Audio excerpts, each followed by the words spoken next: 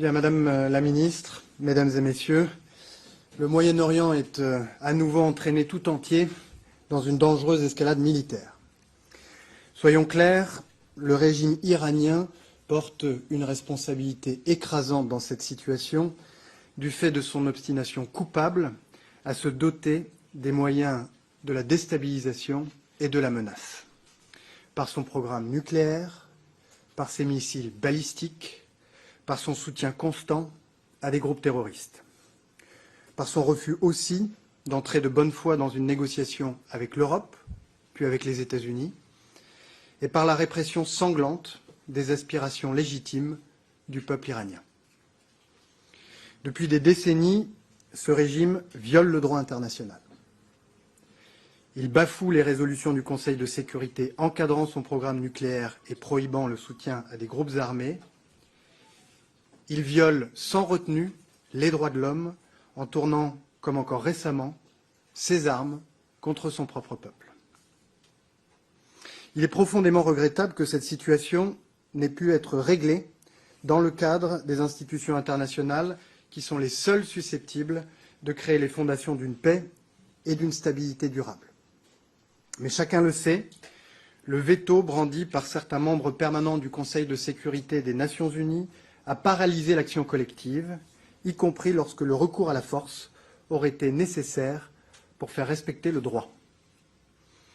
Malgré cela, l'intervention décidée unilatéralement par Israël et les États-Unis d'Amérique aurait mérité d'être débattue dans les instances collectives prévues à cet effet.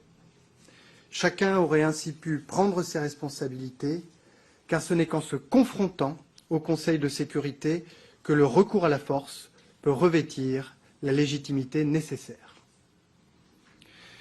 La réplique inconsidérée et indiscriminée du régime iranien est à l'image de la stratégie qu'il poursuit depuis longtemps, la terreur et le chaos.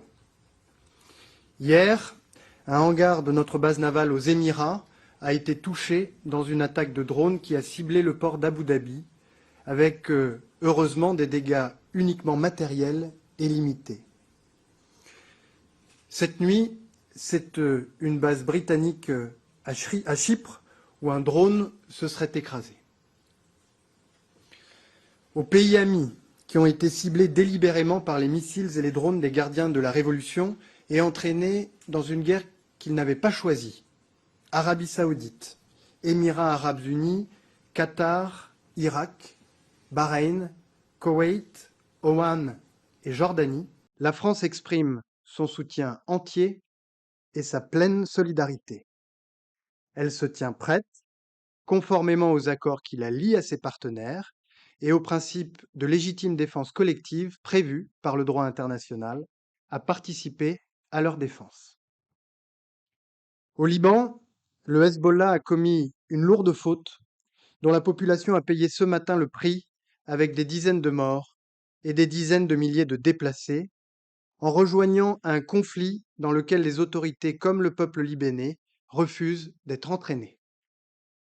Il doit mettre immédiatement un terme à ces opérations. Le Liban doit être préservé de l'embrasement régional. La France restera engagée pour la souveraineté et la stabilité de ce pays et organisera, dès que possible, une conférence internationale de soutien à ses forces armées. Dans ce contexte très dégradé, notre priorité absolue va à la sécurité des ressortissants français et de nos emprises. J'ai présidé à l'instant une réunion des services de l'État pleinement mobilisés à cet effet, et en particulier ceux du ministère de l'Europe et des Affaires étrangères, que je veux remercier pour leur engagement sans faille dans les pays de la région, comme ici, à Paris. Près de 400 000 Français sont résidents ou de passage dans la douzaine de pays de la région directement concernés par la situation. À notre connaissance, aucune victime française n'est à déplorer à ce stade. 15 postes diplomatiques, ambassades et consulats sont pleinement mobilisés pour assurer la sécurité des ressortissants français et leur porter assistance le cas échéant. En soutien à leur action, le centre de crise et de soutien du ministère a mis en place une cellule téléphonique d'urgence joignable 24 heures sur 24, 7 jours sur 7. Depuis le début des interventions militaires, près de 5000 appels ont été reçus et traités à Paris ou dans nos postes. Notre dispositif est déjà organisé localement pour faciliter les sorties par voie terrestre lorsque c'est possible, ce qui n'est pas le cas dans tous les pays concernés. Les messages passés à nos compatriotes à l'étranger est clair. À tous, consultez régulièrement le site diplomatie.gouv.fr. Les consignes y sont mises à jour quotidiennement. Aux Français de passage, inscrivez-vous sur le fil Ariane. C'est indispensable pour que nous puissions vous informer et vous localiser si nécessaire. En cas d'urgence, contactez les numéros de nos ambassades et consulats ou celui du centre de crise et de soutien qui s'affiche juste à côté de moi et qui ont été largement diffusés sur les réseaux sociaux du ministère des Affaires étrangères et dans les médias français. Je sais l'inquiétude de nos compatriotes sur place. Je sais l'angoisse de leurs familles qui attendent leur retour. Avec la ministre Éléonore Carrois et l'ensemble des équipes du ministère de l'Europe et des Affaires étrangères, nous sommes totalement mobilisés pour répondre à ces attentes. Nous n'économiserons aucun effort. Deuxième priorité, la désescalade. La prolongation indéfinie des opérations militaires sans but précis emporte le risque d'un engrenage qui entraînerait l'Iran et la région dans une longue période d'instabilité dont l'issue serait très incertaine et porterait atteinte à nos intérêts. C'est pourquoi l'escalade militaire doit cesser au plus vite.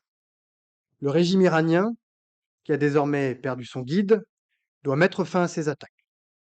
Il doit se résoudre à des concessions majeures et un changement de posture radical pour qu'une solution politique puisse être trouvée qui rende possible la coexistence pacifique de l'Iran avec son environnement régional et la communauté internationale.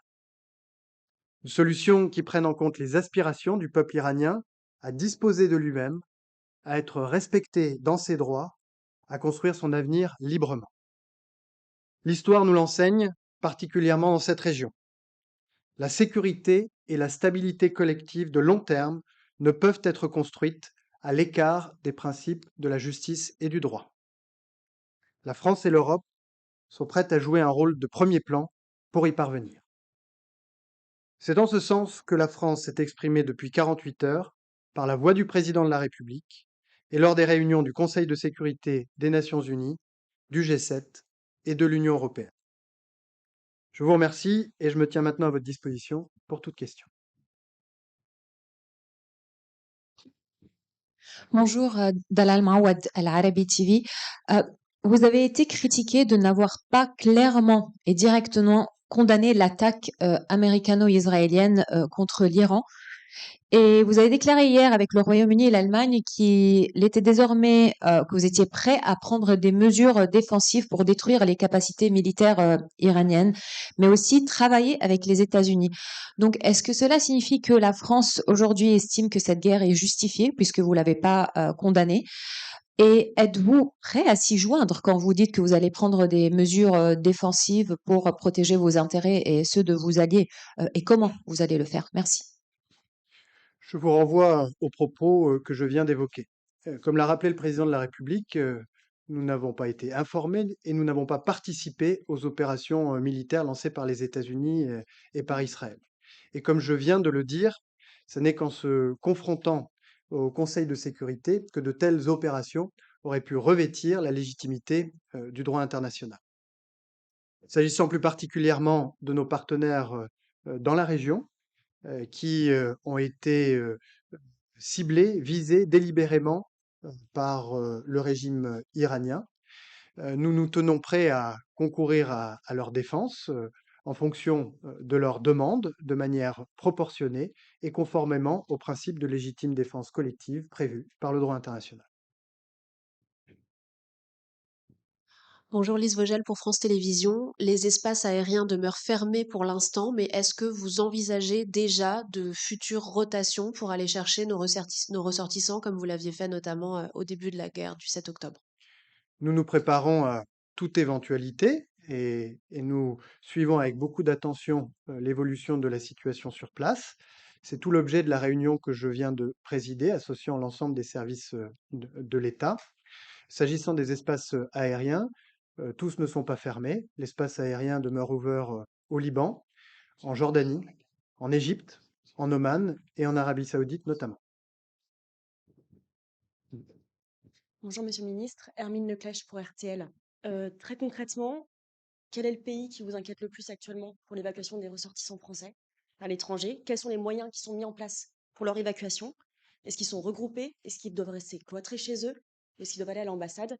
Et enfin, est-ce que la France va répliquer contre les Iraniens qui ont tiré sur nos bases? Merci pour ces nombreuses questions. Ce que je peux vous dire, c'est que nous travaillons très activement à faciliter le retour en France de nos compatriotes, notamment ceux qui sont de passage, dès que la situation le permettra. Il y a 2 pays en particulier où les communautés françaises sont particulièrement nombreuses et donc les Français de passage également. C'est d'abord, Israël, où nous avons, heu, l'année dernière, pendant la guerre des 12 jours, mis en place un dispositif exceptionnel, qui est d'ores et déjà prêt pour faciliter, les sorties du territoire, en tout cas celles qui sont, possibles aujourd'hui. Et l'autre pays, c'est les Émirats arabes unis, où vivent plus de 60 000 Français aujourd'hui et où les Français de passage ou en vacances sont particulièrement nombreux. Et une partie importante de nos efforts est concentrée sur la manière dont nous pourrons faciliter le moment venu, lorsque les conditions le permettront, leur retour en France. Vous m'interrogez sur la question euh, de la base française aux Émirats, dont l'un des hangars a été touché. Le président de la République l'a dit hier soir, nous rehaussons notre posture de défense. Et s'agissant de nos partenaires, je viens de répondre à l'instant, en fonction des demandes qui nous sont adressées, dans un esprit de proportionnalité et conformément au droit international. Nous tenons prêts à concourir à leur défense.